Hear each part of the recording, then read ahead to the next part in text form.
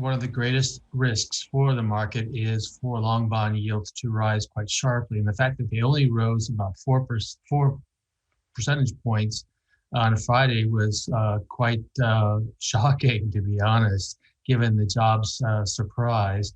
And that only reversed basically the decline that happened the previous day. So not even at a record high for the 10-year bond yield. So that's good news for the market, certainly. And that's one reason why equity futures are rising at this point. So that's good news for the markets. At what point will the market start talking about bringing forward Fed taper expectations? A tough call. It could be sooner than most people think. A lot does depend on the path of the virus globally. There's a lot of uncertainties out there, obviously, with the economic recovery is certainly going to be strong almost no matter what, but it's the degree of the strength that matters. It's such a low base. It's hard not to grow quite strongly after such a disaster last year.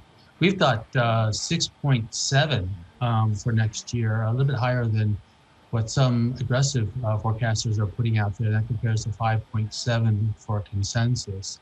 We also expect other G3 countries to exceed economic forecasts as well, with 21 GDP significantly above forecast, especially Japan. Right.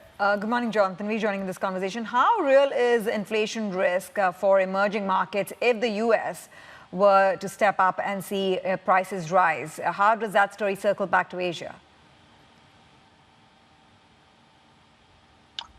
Well, certainly every country is facing some inflation risk. Raw commodities are affecting the whole world. Rising property prices are having some influence. It's a little bit tricky in terms of how that corresponds to rising rents. But certainly there is an inflationary uptrend. That's what the Fed wants. The Fed wants to overshoot, and it might overshoot a little bit sooner than expected. We've got core CPI at 2.4%, which translates to core PCE at about 2.2 for much of the rest of the year. So it's going to achieve its excess of 2%, I think, fairly soon and quite consistently so. Whether that panics them or not, I don't really know. I think they're comfortable with about 6 months of being slightly over forecast. That seems to be a win for them.